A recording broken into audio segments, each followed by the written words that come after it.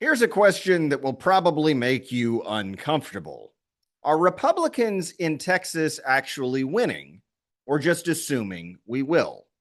Good evening and welcome to Texas Talkin, the only show where the assumptions get challenged, the narratives get shot down, and someone is usually offended before I'm done talking. I'm your host, Shiloh Platts, equal parts commentator, instigator, an unfiltered spirit animal of the Texas right. Tonight, we're talking about something Republicans don't always love to talk about: complacency. Because for years now, the assumption has been simple: Texas is red, Republicans are strong, and November is basically a formality. But is it? Because if you look a little closer, things aren't quite as automatic as they used to be. Margins matter, turnout matters, messaging matters. And maybe most importantly, who's actually allowed to participate in Republican primaries matters. Now, this is where things get interesting. Texas has open primaries, meaning in theory, anyone can waltz in, choose a ballot, and help decide Republican nominees. Well, that sounds fair, right? Wrong. Shouldn't Republicans be choosing Republican nominees? What a concept. Because if the goal is to put forward candidates who actually reflect Republican voters, well, you can see the tension.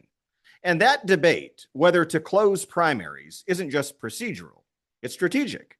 It's about the future of the party. And speaking of the future, let's talk about 2026. Because Republicans don't just want to win, we need to win convincingly. And looming over all of it is a race that could define the national conversation: the U.S. Senate showdown with left-wing extremist James Talarico.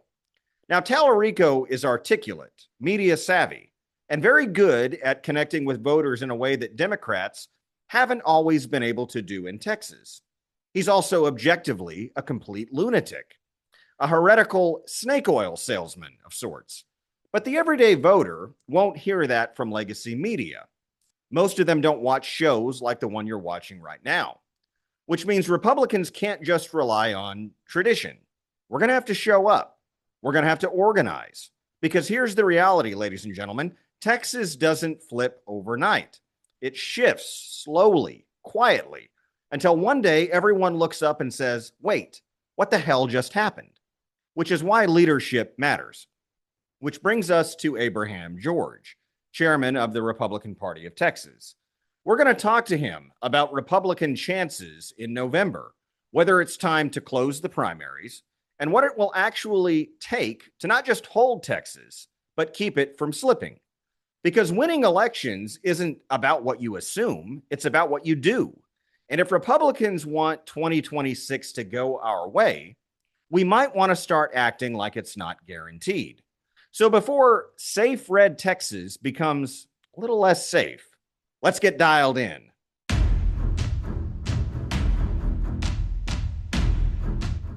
And joining us now is the chairman of the Republican Party of Texas, Abraham George. Mr. Chairman, welcome aboard. Well, thank you for having me, Shiloh. It is my pleasure, sir. And I want to talk to you about what I know is on the minds of many in the Republican Party, and that is November of 2026. Now, you may disagree with me here, but I think on a national level, if the election were held tomorrow and not in November, Republicans would get absolutely pummeled in the midterms. I hope that's not the case in Texas, and it may not be because we tend to be a stronger red state. Having said all that, what's the plan to win in 2026, and what do we need to do? Well, there's two parts to that, and I appreciate it. We've got some polling back last week on Republican versus Democrat. Now we're kind of almost over with the primary. Yes, we got some runoffs going on, especially with the Senate and the AG's race. Um, the national polls look somewhat not on our side. Yeah, it's somewhat concerning. But the Texas state of Texas in that polling, that poll that they came out, it actually looks pretty good. Much Good. worse than what we want, but not that great for compared to 24, but it shows all of our candidates winning. And of But you course, have to go look, ahead. yeah, you have to look at it from multiple cycles. And every cycle, if you do a poll in end of March, April, even in May, you usually come up with the Republicans are divided and losing, which is true because we have real primaries. We actually Yes. fight against each other, and the ads, the campaign, that kind of puts the Republican Party at a place where not everybody's on board with each other. Uh, and once the Democrats starts to run their ads in July or so, Republicans come together, and then we run our ads, and our campaign starts. So I'm expecting us to win at least by 10 points this time. Expect, especially on the gubernatorial and also on the Senate race. So we're not concerned, but we always run like we're losing, and that's the best way to do it, and make sure that we win this for the 26 cycle. Yeah. Democrats in Texas have not held a statewide office in over 30 years. And every election cycle, we hear the same rhetoric repeated over and over again. This is the year we're going to see a blue wave. This is the year a Democrat wins a statewide office. And while I don't think that's going to be the case, I don't think Democrats will win a statewide office in November of 2026. The one race that has me, I guess you might say, sort of concerned is this U.S. Senate race. And I say that for many of the reasons you just laid out. Republican unification. My view, and I wanted to get your perspective on this, is that number one, James Tallarico is a radical leftist extremist. All right. Number two, no matter who wins the Republican runoff between my pick, Attorney General Ken Paxton, or John Cornyn, we as Republicans need to set aside these minor differences and unify behind whoever our nominee is to ensure that James Tallarico is not writing federal law in the U.S. Senate. Well, James Tallarico is a snake. I mean, that's the easiest way to describe him. He quotes Bible verses to talk to people who hasn't gone through the biblical studies and probably doesn't go to church, and they look at him and they hear, "Yeah, this guy is not so bad." That's what they say about him. And that's the clear definition of a false prophet who uses Bible verses to spin his personal agenda. Um, we are concerned about him. But here's the truth. James Tallarico will have a hard time with the regular people once we start running our ads about he wants gender mutilation, he wants open borders, he wants criminals out on the streets. He does not want Texas values, the Texas traditional values, the Judeo-Christian values. So once we have this huge task ahead of us to educate Texas base, saying, "Hey, you have to look at this guy for what he really is. He's Beto 2.0. I think he's worse than Beto I agree. because he sounds better than Beto in many times, and so it is up to us." And it's ours to lose. I mean, we win every statewide election. If we lose it, it's on us. I don't think we're going to do that. I don't think either one of our candidates are bad candidates against him. You mentioned Ken Paxton. I lean more towards Ken Paxton as well. Ken's been a longtime friend and a huge fighter for Texas. So, as the chairman of the party, I have to say stay neutral, and I do. But my personal values align more with Ken Paxton than John Cornyn on a given day, and that's no secret. John Cornyn knows that. Everybody else knows that. Um, but at the end of the day, in November, whoever is our nominee will be able to beat him at least by 5 to 6 points, and which is, on a very conservative side. If we do a good job, we will be able to beat him at 10 points. And it's about messaging, right? And I think part of that messaging needs to be how do we bring back voters in the runoff whose candidate didn't win, whether that be Ken Paxton, and I think Ken Paxton will win the runoff, or whether it be John Cornyn. I think we need to make sure those Republican voters know what's at stake, that sitting home, staying home, and not voting is essentially a vote for James Tallarico. Right. The question is, do you want James Talkin who is going to say it's okay for the government and the school districts to transition your children without your permission, or do you want Ken Paxton or John Conan who is going to stand with Texas values? It ultimately comes down to your personal preference. What is good for your family?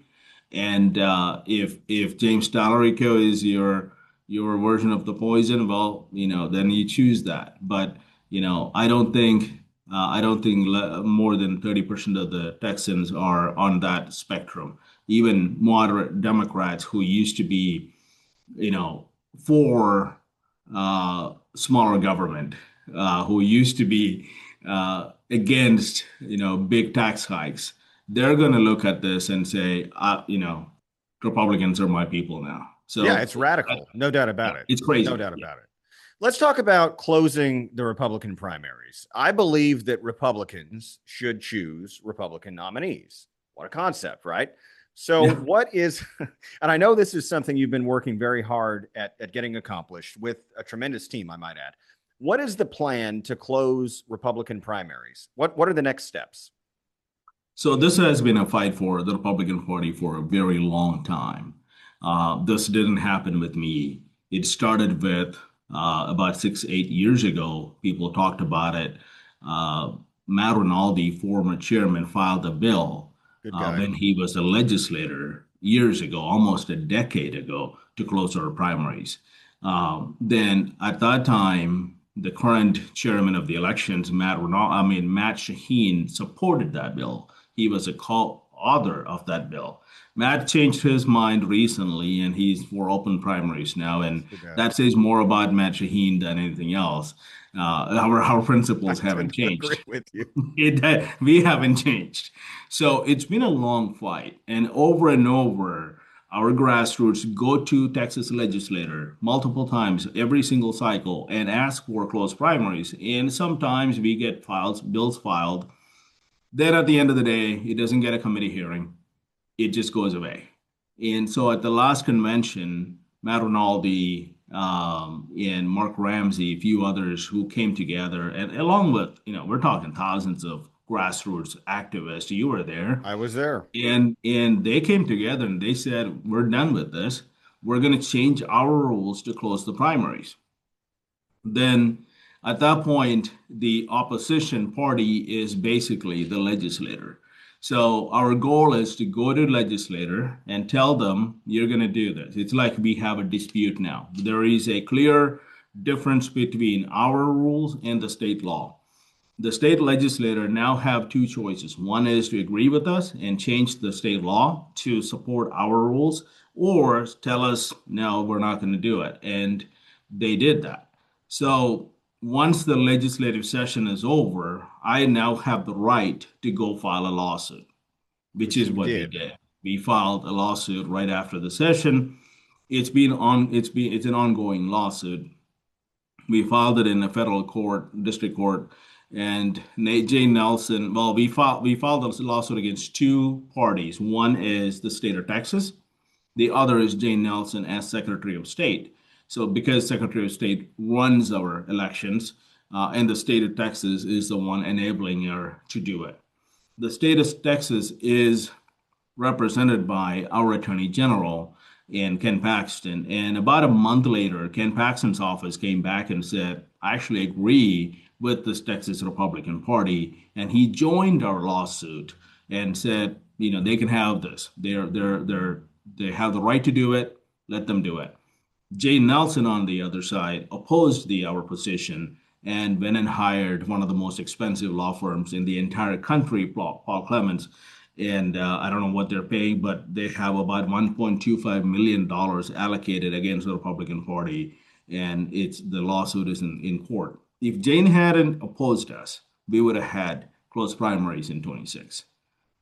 Because if she said, I'm okay with whatever the AG says, because AG is supposed to represent the state of Texas, we would have had an easy verdict from the court. Now we have two parties, opposing parties in court, the Republican Party and Jane Nelson, the SOS. It's not the state of Texas, it is the Secretary of State. The state of Texas is with us on this. So once the election starts, Most of these, I don't think any of the judges want to get involved in elections, and they stayed out. Now the elections are over. We're expecting to hear from them soon. How soon might soon be? It's court, Shadow. I have no idea. I was told by our lawyers as soon as as soon as we have the primary runoffs are over, that we're probably going to have a date, um, and we will hear from them by then. So, a Uh, realistic expectation for voters would be that this issue would be decided by the courts well before the next round of primaries. Is that a fair Oh, statement? I think so. Oh my God. I mean, if we don't hear something from the court in May, June, we are definitely filing for a speedy trial and change this whole strategy altogether.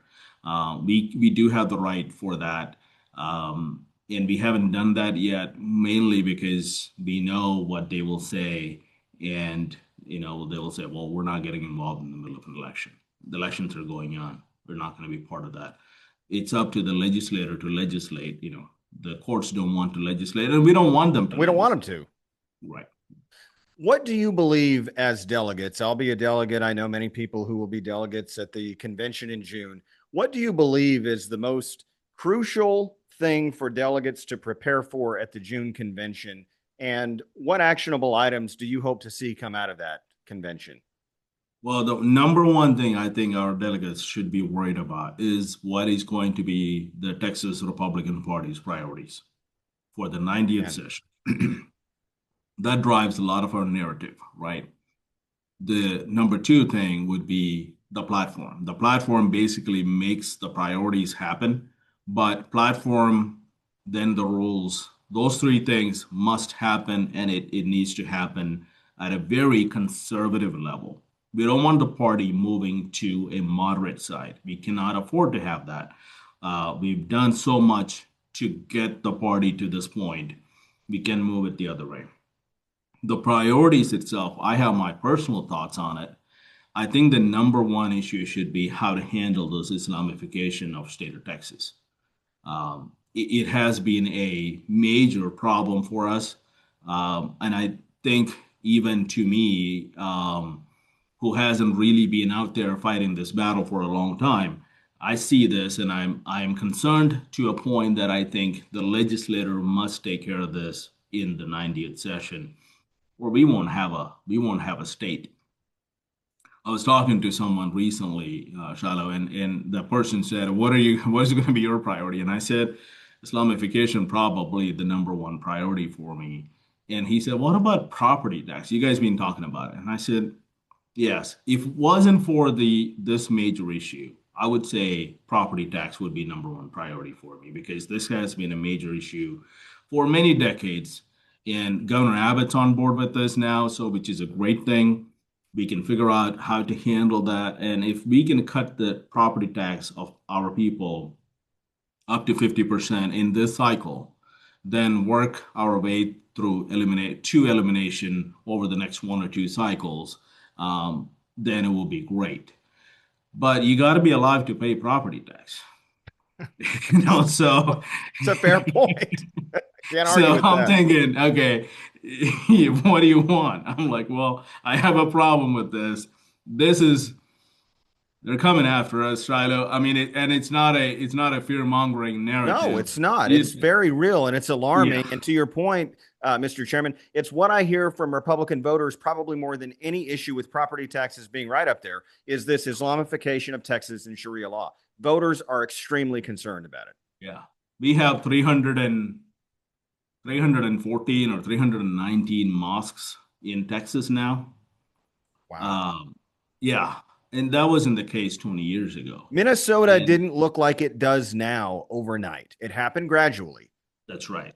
In Minnesota, the legislators, more than the legislator, the people let it happen. Yes. You can always blame the legislators for it, but you as a citizen, you have the responsibility to take care of this, talking to your legislator, talking to your congressman, and having this whole issue out on the air, out on the open, and say, what are you going to do about it? If you're not going to do much about it, we don't want you to be representing us because you're not going to be there for a long time either. Correct. So when we have legislators out there celebrating Ramadan month, and mayor of Plano, who is actually a friend of mine, I've known him for a pretty long time. He used to be a member, and he's a pretty wealthy family out here in Plano. He goes out to the mosque in Plano and openly says that he is here to protect the Muslims. Anybody else who has a problem with it can leave Plano.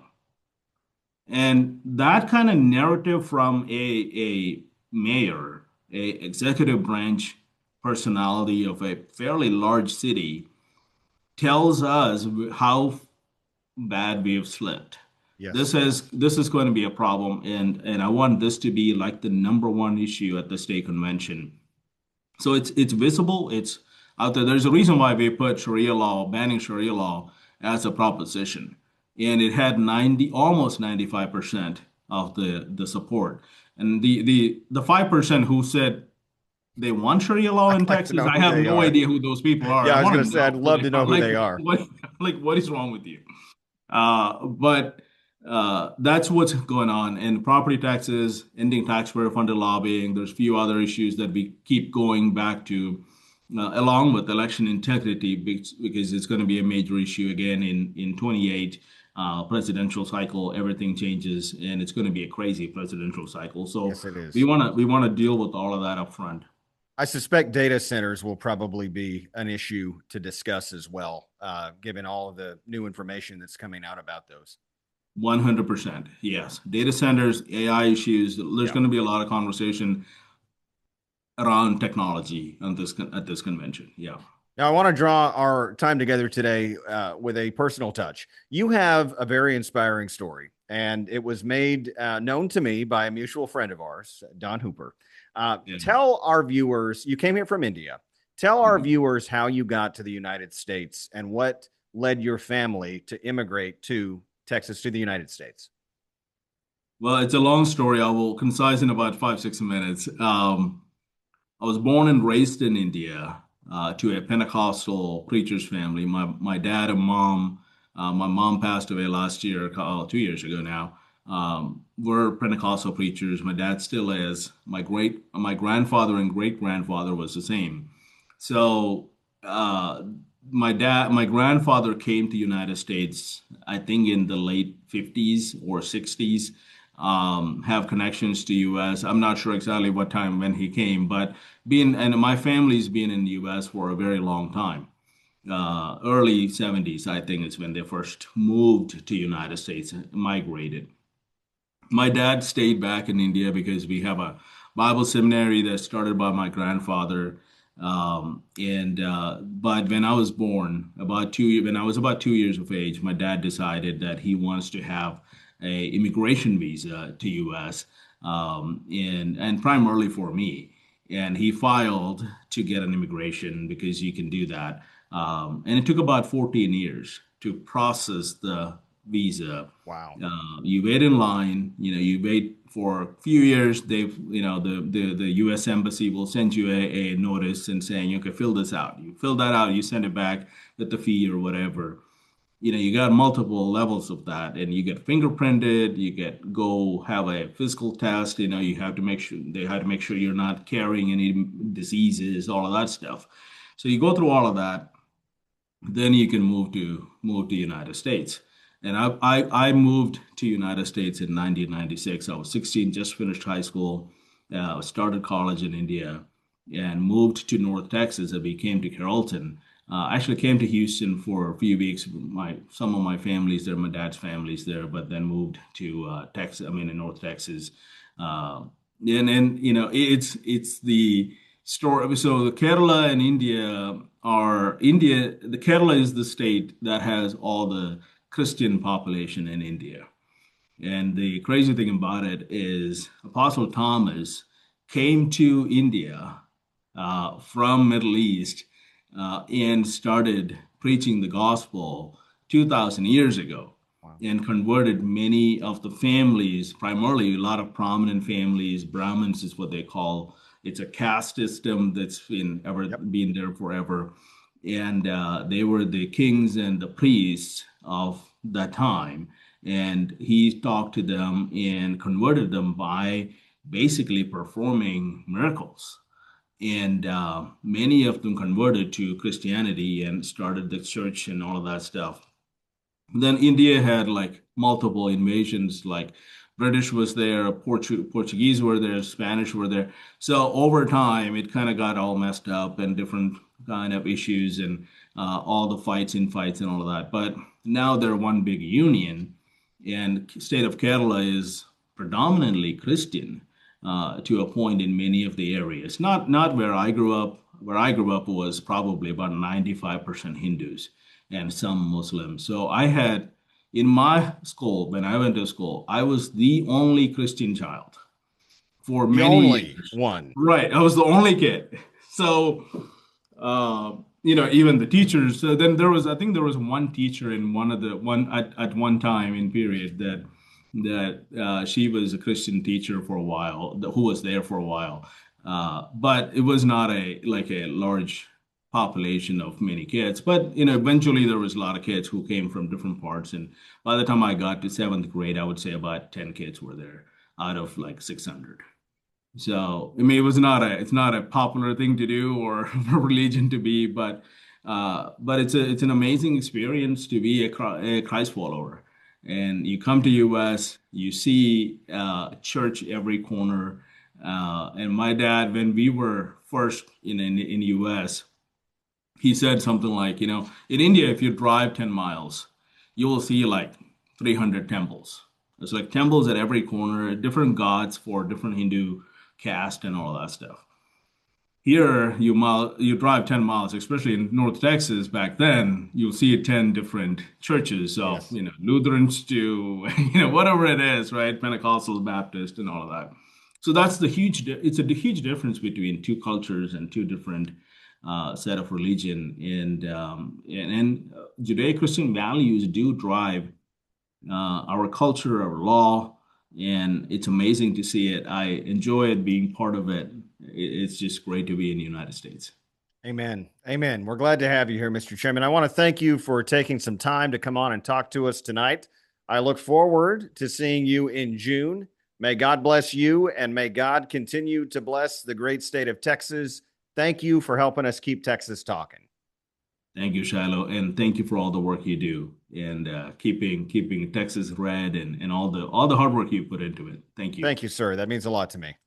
So.